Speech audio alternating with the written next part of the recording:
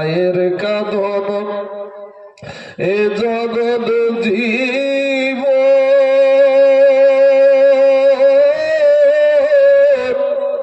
দুই চার মাস পুনের কাঁদন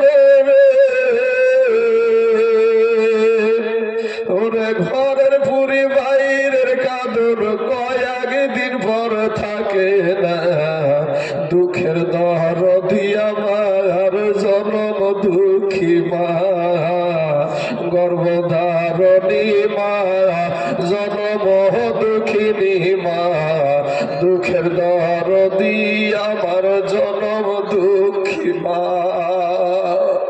বাইরে 10 মাস 10 দিন মায়ে এ গর্ভে দিছে ঠায় রক্ত মাংস খাইয়া আমরা দুনিয়ায় আসলাম ভাই ওরে 10 মাস 10 দিন মায়ে এ গর্ভে দিছে ঠায় রক্ত মাংস খাইয়া আমরা দুনিয়ায় আসলাম ভাই ভূমিষ্ঠ হইয়া আমরা উঠিলাম কাঁদিয়া শান্ত করিল আমার মায়ের বুকের দুগ্ধ দিয়া এ মায়ের ও সবের কালে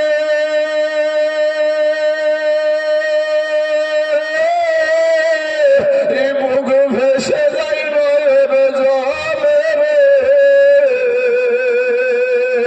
ও মা সন্তানের কুলে লইয়া ভুলেছে সব যন্ত্রণা দুঃখের দরদি আমার জনম দুঃখী মা গর্ভধারণী মা জনম দুঃখিনী মা দুঃখের দরদি আমার জনম দুঃখী মা ভাইরে হাতে পায়ে তেল মাইখামা আদিল শক্ত করি আর পোষা পায়খানা আমরা মায়েদের কুলে করি ঠিক না ঠিক বাপ না শাশুড়ির কোলে রে ভাই বাবাজি আমার সোনা মানিকেরা ওরে হাতে পায়ে তেল মাইখামা দিল শক্ত করি আর পোষা পায়খানা আমরা মায়েদের কুলে করি তবু না আমারা করিল এ ভিজিল গুহে মুতে আমাদের সুখ নাই রাখিয়া আমার মাথাকে ভিজাতে আবার অসুখ হইলে আবার অসুখ হইলে এ চায়া দেখি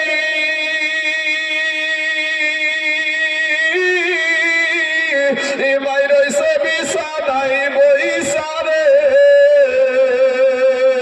বলে আমায় আল্লাহ লইয়া যাব সন্তানের নিও না জোরে বলেন না একবার সুবহানাল্লাহ আমার নিজের একটা জীবনের কথা বলি বাপ আমি যখন 7 পাড়ার হাফেজ দেওয়ান মাদ্রাসায় পড়াশোনা করতাম তো 7 পাড়ার হাফেজ বাপ আমি সেই সময় বাড়িতে এসেছি আসার পরে আমার একটা ব্যথা হলো এই 2 কাঁচাতে এখান থেকে কয়েকদিনের ভিতরে পুরো 2খানা পা আমার পুঙ্গু হয়ে গেছিল যখন আমার 7 পাড়ার হাফেজ আমি সেই 7 পাড়ার হাফেজের টাইমে আমার মাজা থেকে নিচ ধরটা পুঙ্গু হয়ে গিয়েছিল 3 মাস আমি 6টা বালিশের উপরে ছিলাম এটা আমার জীবনের কথা বলছি সকালে আমাকে দেখে ভাই ভারী হয়েছিল কিন্তু আমার মা যাকে আমি বাড়িতে রেখে এসেছি আমার মা আমাকে দিকে ভারী হয় নাই আমার মাও মা তোমার মাও মা কথা বলে ঠিক না ঠিক ভাই আমার মাও মা তোমার মাও মা আমার মাও তো আমাকে 9 মাস 9.5 মাস পেটে ধরেছে তোমার মাও তোমাকে 9 মাস 9.5 মাস পেটে ধরেছে আমার মাও 2 বছর বুকের দুগ্ধ খাওয়ালছে তোমার মাও তোমাকে 2 বছর বুকের দুগ্ধ খাওয়ালছে আজকে ভাই তুমি আনন্দ করে কেরালা থেকে তুমি টাকা পাঠাও কেরালা থেকে টাকা পাঠাই মাহে রমজানুল মুবারক মাস আসছে আমার এইরকম বাপজিদেরকে যদি আমরা জিজ্ঞাসা করি প্রমাণ পাবো আমরা এখনকার ওই জিনিসগুলা যুবক তোমরা চিনতে পারবে না আগেকার জামানায় ছিল এই চাচাদের জামানায় ছিল মাড়িয়া কাউন শিয়াঞ্জা সেতি আলু এখন তো চিনতে পারবে না এই আলুরও রুটি করে শুকিয়ে রুটি করে খেয়েছে মানুষ। এত কষ্টে দিন গেছে। আমন ধান হতো আগে, তো সেই আমন ধানের একটু তরকারি মিলতো না, ওই আমন ধানের মাড় দিয়ে, যেটাকে ফ্যান বলে, কেউ মাড়ও বলে, এই দিয়ে মানুষ ভাত খেয়ে থেকেছে। রমজান মাস, ঈদের দিন, রমজান মাস, ঈদের দিন, ঈদের আগে আগে তুমি ছোট্ট ছেলে, তোমার পার্শ্ববর্তী বন্ধু, ছোট ছোট বন্ধু হয়, ছোট অবস্থায় খেলার যে ছোট ছোট বন্ধু হয়, সেই বন্ধুর বাড়িতে বন্ধুকে পোশাক এনে দিয়েছে। তুমি কাঁদতে কাঁদতে এসে বলেছো, মা মাগো, আমার আব্বা কি আমার জন্য ঈদের বাজার আনবে না, একটা নতুন পোশাক দিবে না? আমার ভিতরটা কেন ফাটছে জানেন বাপ? আজ এমন একটা জায়গাতে আমি সভা করছি যেটা পুরোটাই কবরস্থানের উপরে আছি আমরা। আমাদের চারপাশে আমাদেরই সাথে চলা মানুষগুলো আছে, আমাদের সাথে চলেছে, হাটে গেছে, ঘাটে গেছে, বাজারে গেছে, মাঠে গেছে, দোকানে গেছে, এর কি ঠাট্টা সমস্ত কিছু ওই মানুষগুলাকে নিয়ে আজ আমরা কিন্তু মাঝখানে বসে আছি। আর আমার ভিতরটা শুধু যে এখানে ফাটছে, এটা আপনার ভিতর ফাটছে আপনার মায়ের জন্য, আর আমার মার জন্য আমার ভিতর ফাটছে। আমি এখানে কথা বলছি কিন্তু আমার মায়ের জন্য আমার কলিজাটা ছিঁড়ছে। কারণ যেদিন মা চলে যাবে, এই কবরে যেদিন আমার মা চলে যাবে, মা বলে ডাকার মতো আবার কেউ থাকবে না যুবক। তাই তোদেরকে বলছি ভাই, আজকে হয়তো তুই এখান থেকে উঠে যদি চলে যাস, একটা থাপ্পড় দিয়ে কেউ বসাবে না ভাই, কিন্তু তুই কপাল পোড়া, এটা মাথায় রেখে কপালে লেই খেলাও যে তুমি একটা কপাল পোড়া। তোমারই আত্মীয় স্বজন এখানে শুয়ে আছে, তুমি একটু দুয়ার জন্য বসতে রাজি না। তোমার রক্তের বাহাদুরি, গায়ের জোর, এই গায়ের জোর বাবা। আজ এই মানুষগুলার যৌবন কোথায় আছে জিজ্ঞেস করবা, তাদের দাদু হয়, তাদেরকে জিজ্ঞেস করবা, দাদুকে তোমার যৌবনের হালাত কি বলবে দেখবা। তো কেরালাতে তুমি যাও, তুমি যখন ছোট ছিলে তোমার মাকে কাঁদতে কাঁদতে গিয়ে বলেছো, মা আমার জন্য কি এটা নতুন পোশাক আমার আব্বু কিনে দিবে না? মা তো জানে যে আমার স্বামীর হাতে টাকা নাই, বুঝায়া বুঝায়া বলে, বাবা তোর আব্বুর কাছে টাকা নাই সোনা, যা বেটা দেখছি তোরা আব্বুকে বলে। বাপের কাছে মা গিয়ে বলে, স্বামী গো, আমার সোনার ছেলে, আমার বেটা এই বছরকার দিনে আমার বেটার একটা নতুন পোশাক নাই। ওই মা এই কবরে শুয়ে আছে, ওই বাপ এই কবরে শুয়ে আছে, আর তুমি রাস্তাতে ঘুরো, তুমি ওই বেটা নামে কলঙ্ক। কথা বলে ঠিক না ঠিক? মুসলমান ভাই, আমার কথায় আঘাত নিয়েন না ভাই, কারণ যেই মা আমাকে এত কষ্ট করে মানুষ করেছে, আমি যে 3 মাস পড়েছিলাম সবাই ভারী হয়েছিল, আমার মা আমাকে দেখে ভারী হয় নাই। যুবক রে, ওরকম তোমার মা হতে ওই রকমই। তোমার মা স্বামীকে গিয়ে বলেছে, স্বামী গো, আমার বেটাটাকে ধার করে হইলেও একটা তুমি জামা এনে দাও, এটা ধার করে হলেও জামা এনে দাও। আর তুমি থাকো ভাই কেরালাতে, টাকা পাঠাচ্ছ তোমার বিবির গডুয়ানে, তোমার বিবি ঈদের বাজার করছে তোমার সন্তানের জন্য রং বেরঙের পোশাক, তোমার বিবির জন্য রং বেরঙের পোশাক ভিডিও কল করে তুমি দেখছো, খুব তুমি আনন্দ করছো। তোমার মা জননী একটা বাড়ির একটা কিনারায় বসে টুক টুক টুক টুক করে তাকায়, হাই রে বেটা, ওরে সোনা মানিক, আমি তোর মা, আজ একটা বার তুই খবর নিলি না আমি তোর মার পরনে একটা শাড়ি আছে কিনা, তোর আব্বাজানের পরনে একটা লুঙ্গি আছে কিনা তুই খবর নিলি না? ভাই প্রবাসী ভাইদের জন্য বলবো, ভাই তুমি প্রবাসে থাকো, তোমার বিবি তোমার খেয়ে অন্য একটা পর পুরুষের সঙ্গে মেতে উঠে না গো বাবা প্রেম প্রীতিতে? স্বামী কেরালাতে আছে, বিবি অন্যকে নিয়ে পালিয়ে যায় না? অথচ এই বিবিকে খুশি করতে গিয়ে ওই ছেলেটা কেরালায় যে কি কষ্টের কাজ, কাল্লি তোলা কাজ, ওই কাল্লি তোলা কাজ, যারা কেরালায় থাকা যুবক ছেলে এখানে আছে তাদেরকে জিজ্ঞাসা করবেন কেরালার কাজ। শালিমার স্টেশনে ট্রেনে উঠতে গিয়ে কত কষ্ট ট্রেনের ভিতরে, তারা জানে কাকে খুশি করছে, বিবিকে খুশি করার জন্য, সন্তানকে খুশি করার জন্য। কিন্তু বাবারে, মা জননী টাকা চাই না, পয়সা চাই না, সন্তানের ভালাই চাই, সন্তানের ভালাই চাই। প্রবাসী ভাইদের জন্য আমি একটা গজল বলবো, ওরে প্রবাসেতে যারা বিদেশে থাকে তাদেরকে প্রবাসী বলা হয়। ওরে আজকে শরীরে রক্তের জোর আছে ভাই, দিলখানা একটু নরম করে দিবেন। আমাদের চোখে পানি আসে না ভাইজান, কারণ কি জানেন?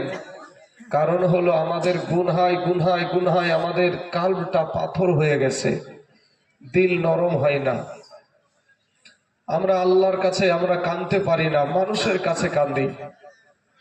আল্লাহ যে আল্লাহ আপনাকে আশরাফুল মখলুকাত করে সৃষ্টি করেছে, যে আল্লাহ আপনার মা আপনার বাবার চাইতে কোটি কোটি কোটি গুণে আপনার আল্লাহ আপনার প্রতি আপনার আল্লাহর মায়া বেশি, সে আল্লাহর কাছে আমরা চাইতে জানি না, চাইতে পারি না। তো যেই জায়গাতে আপনারা আজকে এখানে আছেন, আমি আছি, তো এই যে কবরস্থান মুসলমানদের জন্য শরীয় বিধান হলো যে একদিন আপনাকে আমাকে কবরে আসতেই হবে, মরতেই হবে। তাই আমি শেরটা পড়লাম যে এই দুনিয়া পড়ে থাকবে, আমরা একদিন থাকবো না, সবাই আমাদের ভুলে যাবে, নবী গো আপনি ভুলিয়েন না। আজকে যদি বাবা এই কবরস্থানে যত মুমিন মুমিনা শুয়ে আছে, যত মুসলমান শুয়ে আছে, মা বোন ভাই দাদা দাদি বিবি সন্তান স্বামী, যদি প্রত্যেক বাড়ির মানুষ যদি ভাবতো যে আমারই তো দাদা দাদি ওখানে শুয়ে আছে, কি আমারই বাপ মা শুয়ে আছে, আমার সন্তান আছে, আমার স্বামী আছে, এই জায়গাটা পরিপূর্ণ হয়ে যেত, বাকি থাকতো না একটুও জায়গা, আরো জায়গা লাগতো। বাবা যে আমার ভাই জানেরা, আমার পাশে একজন নবীর আশিক একজন হাজী সাহেবের আছে, শুনতে পেলাম সভাপতির মুখ থেকে। আপনাদের ইমাম সাহেব, সম্মানীয় ইমাম সাহেব খুবই ভালো ছেলে, আদর্শর দিক থেকে খুব সুন্দর। তো বাবা আমি আপনাদেরকে বলবো ভাই, আপনাদের যদি পা দুখানা আগায়া দেন, আপনাদের পায়ে হাত দিয়ে বলবো ভাই, এই জায়গাটায় যিনারা শুয়ে আছে তিনাদের জন্য দোয়া করিয়েন, নিজে নামাজ পড়িয়েন।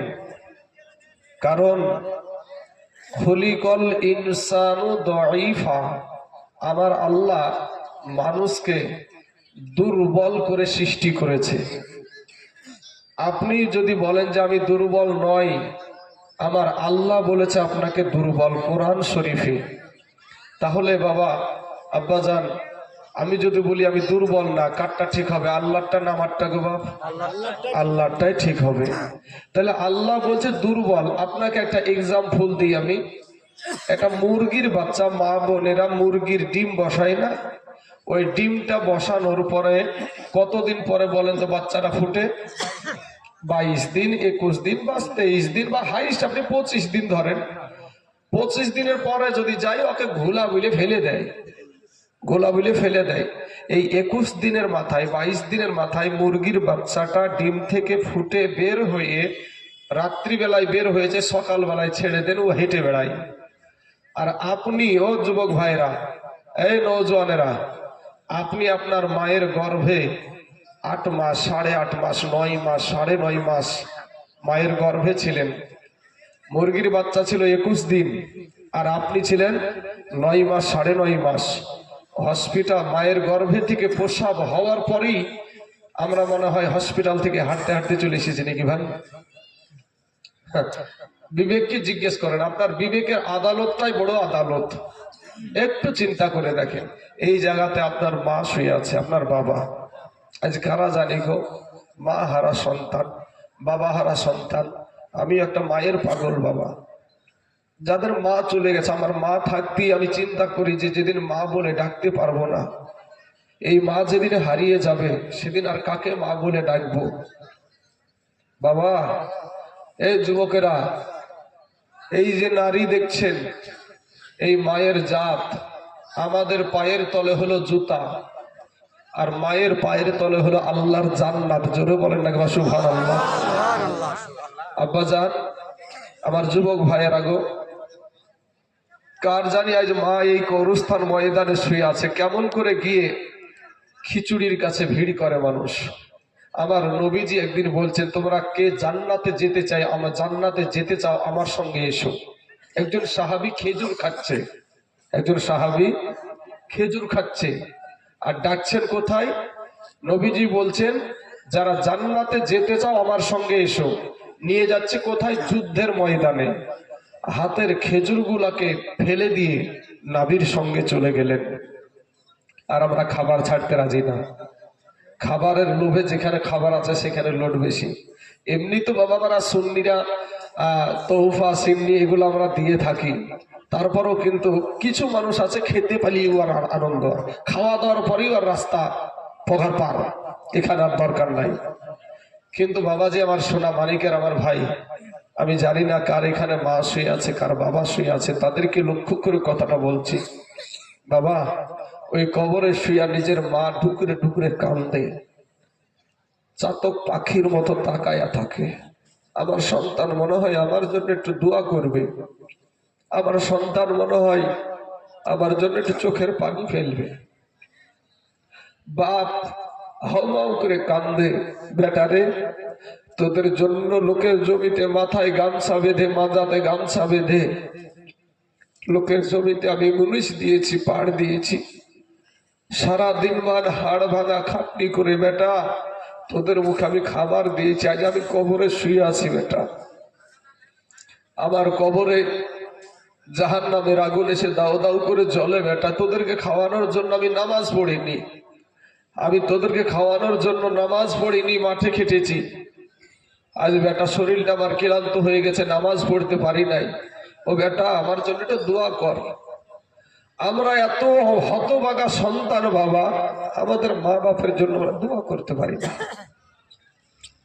যার মা চলে গেছে, যার বাবা চলে গেছে, সেই জানে মা হারানোর কি ব্যথা, বাবা হারানোর কি ব্যথা। যুবক ভাইয়েরা, তোমাদের পা দুখানা আগায়া দাও, তোমাদের পায়ে হাত দিয়ে বলি, ভাইরে মা বাপকে কষ্ট দিও না। যেই মানুষগুলা মা হারায়া দিয়ে এখানে বসে আছে, ওই মানুষগুলাকে জিজ্ঞাসা করবা যে চাচা গো, কি দাদা, আপনার মা কেমন ছিল বলেন তো একটু। দেখবেন মায়ের কথা বলতে বলতে ওই মানুষটা কেঁদে ফেলবে, ওই মানুষটা কেঁদে ফেলবে। কারণ যে মা জননী একটাই শব্দ, শব্দটা কি বা মা, এই একটা শব্দ তো যে আল্লাহ এত মধু দিয়েছে, এত মিষ্টি দিয়েছে। এরকম এমনও যুবক আছে আমাদের সমাজে মাকে মা বলে ডাকে না, আছে না ভাই? এমনও যুবক আছে মাকে মা বলে ডাকে না। ভাই রে কপাল পোড়া যুবক, তোর কপাল পুড়িয়ে গেছে ভাই। আজকে রাত্রি বেলাতে ভাই তোর পা দুখানা ধরে বলছে, ভাই আজকে তোর মাকে যে মা বলে ডাক ভাই, কারণ তোর একটা বার মা ডাক শোনার জন্য তোর মা হসপিটালে সিজারে যখন মাকে দেয় রে বাপ। আবার ডমকুল থানাতে, ডমকুল আপনার নার্সিং হোম, দিয়া নার্সিং হোমে একটা আমার বন্ধু আছে। তো আমি ওকে জিজ্ঞেস করছি একদিন যে ভাই আপনারা তো মহিলাদেরকে সিজার করেন, মাকে সিজার করেন, তো কেমন কষ্ট হয় মায়ের? তো ওই ব্যক্তি বলছে, ভাই আমাদেরকে ডাক্তার, আমরা সিজার করতেই হয়। তো মা জননী সন্তানের, ওই আমার বন্ধুটাকে একটা মহিলা বলেছিল, ডাক্তার ভাই আমার ক্ষতি হচ্ছে হোক, কিন্তু আমার সন্তানের যেন কোনো ক্ষতি হয় না। এরকম কথা বলা মানুষ কয়জন আছে দুনিয়াতে বলেন তো? কে আর আপনার আপন আছে? আজ সেই মা জননীর খোঁজ নেও না ভাই। আল্লাহ কোরআনে বলছেন, ওয়াবিল ওয়ালিদাইনি ইহসানা, মা বাবার প্রতি ইহসান করো। তাই আমি আমার মা জননীকে নিয়ে প্রথমে একটা শের বলে আমার বায়ান শুরু করবো বাবাজি।